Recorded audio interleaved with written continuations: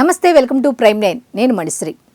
అయితే mega family అనగానే మనందరికీ ఎంతో ఇష్టమైన ఫ్యామిలీ. ఎందుకంటే వాళ్ళ ఇంట్లో ఏ సంతోషం జరిగినా, ఏ శుభకార్యం జరిగినా ఫస్ట్ మనందరికీ కూడా చెప్పి షేర్ చేసుకొని సంతోషాన్ని అయితే అనుభవిస్తూ ఉంటారు.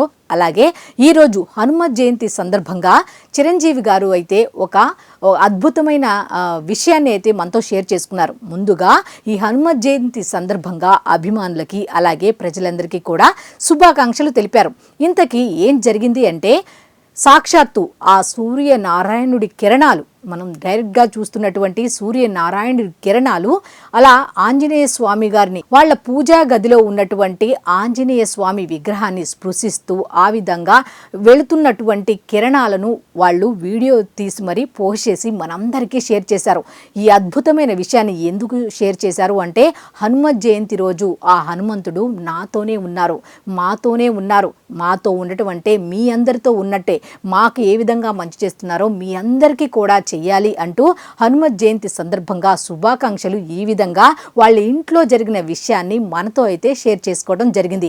మనం కూడా నిజంగా వాళ్ళు ఎవరికి అన్యాయం చేయని వాళ్ళు, 10 మందికి సాయం చేసేవాళ్ళు కాబట్టి వాళ్ళు కూడా ఆ హనుమంతుని అనుగ్రహంతో చల్లగా ఉండాలని మనం కూడా కోరుకుందాం. ఇంతకీ మన మెగాస్టార్ చిరంజీవి గారు అయితే ఆ వీడియోకు సంబంధించి ఎంత బాగా చెప్పారంటే, ఎంత బాగా వర్ణించారంటే నేనైతే నా మాటల్లో చెప్పలేను. ఒకసారి మీరే చూడండి, అద్భుతంగా ఉంది. శ్రీ హనుమత్ జయంతి సందర్భంగా మా పూజా మందిరంలో జరుగుతున్న ఒక విశేషాన్ని మీతో పంచుకోవాలని ఈ వీడియో చేస్తున్నాం. ప్రతి సంవత్సరం డిసెంబరు, జనవరి, ఫిబ్రవరి నెలల్లో సూర్యకిరణాలు సప్తవర్ణాలుగా మారి మా పూజా మందిరంలో ఉన్న హనుమంతుడిని పైనుంచి కింది వరకు స్పృశిస్తూ ప్రసరించడం చూస్తుంటే ఆ దృశ్యం, ఆ అనుభూతి మాటల్లో చెప్పలేనిది. ఇటీవల మనం అయోధ్యలో బాలరాముడి నుదుటిపై సూర్యకాంతి ప్రసరించి మెరుస్తున్న అద్భుతాన్ని చూశాం. అలాగే కోణార్క, అరసోలి దేవాలయాల్లో కూడా సూర్యకిరణాలు భగవంతుని తాకే విశేషం అందరికీ తెలిసింది. అలాంటి దైవానుభూతి మా ఇంట్లోనూ ఆంజనేయుని స్పృశించటం, అది మా పూర్వజన్మ సుకృతంగా భావిస్తుంది. ఈ పవిత్రమైన హనుమత్ జయంతి సందర్భంగా అందరికీ హృదయపూర్వక శుభాకాంక్షలు. శ్రీ హనుమత్ జయంతి సందర్భంగా మా పూజా మందిరంలో జరుగుతున్న ఒక విశేషాన్ని మీతో పంచుకోవాలని ఈ వీడియో చేస్తున్నాం. ప్రతి సంవత్సరం డిసెంబరు, జనవరి, ఫిబ్రవరి నెలల్లో సూర్యకిరణాలు సప్తవర్ణాలుగా మారి మా పూజా మందిరంలో ఉన్న హనుమంతుడిని పైనుంచి కింది వరకు స్పృశిస్తూ ప్రసరించడం చూస్తుంటే ఆ దృశ్యం, ఆ అనుభూతి మాటల్లో చెప్పలేనిది. ఇటీవల మనం అయోధ్యలో బాలరాముడి నుదుటిపై సూర్యకాంతి ప్రసరించి మెరుస్తున్న అద్భుతాన్ని చూశాం. అలాగే కోణార్క, అరసోలి దేవాలయాల్లో కూడా సూర్యకిరణాలు భగవంతుని తాకే విశేషం అందరికీ తెలిసింది. అలాంటి దైవానుభూతి మా ఇంట్లోనూ ఆంజనేయుని స్పృశించటం, అది మా పూర్వజన్మ సుకృతంగా భావిస్తుంది. ఈ పవిత్రమైన హనుమత్ జయంతి సందర్భంగా అందరికీ హృదయపూర్వక శుభాకాంక్షలు. శ్రీ హనుమత్ జయంతి సందర్భంగా మా పూజా మందిరంలో జరుగుతున్న ఒక విశేషాన్ని మీతో పంచుకోవాలని ఈ వీడియో చేస్తున్నాం.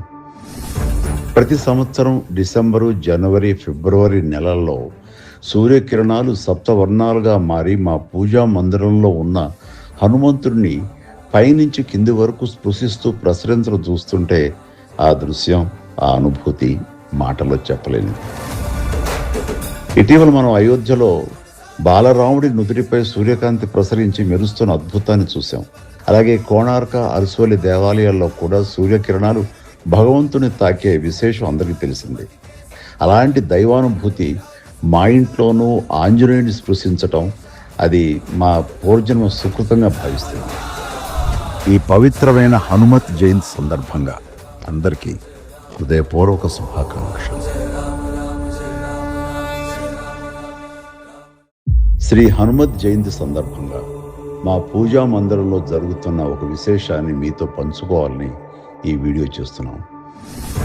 ప్రతి సంవత్సరం డిసెంబరు, జనవరి, ఫిబ్రవరి నెలల్లో సూర్యకిరణాలు సప్తవర్ణాలుగా మారి మా పూజా మందిరంలో ఉన్న హనుమంతుడిని పైనుంచి కింది వరకు స్పృశిస్తూ ప్రసరించడం చూస్తుంటే ఆ దృశ్యం, ఆ అనుభూతి మాటల్లో చెప్పలేనిది. ఇటీవల మనం అయోధ్యలో బాలరాముడి నుదుటిపై సూర్యకాంతి ప్రసరించి మెరుస్తున్న అద్భుతాన్ని చూశాం. అలాగే కోణార్క, అరసోలి దేవాలయాల్లో కూడా సూర్యకిరణాలు భగవంతుని తాకే విశేషం అందరికీ తెలిసిందే. అలాంటి దైవానుభూతి మా ఇంట్లోనూ ఆంజనేయుని స్పృశించటం, అది మా పూర్వజన్మ సుకృతంగా భావిస్తుంది. ఈ పవిత్రమైన హనుమత్ జయంతి సందర్భంగా అందరికీ హృదయపూర్వక శుభాకాంక్షలు.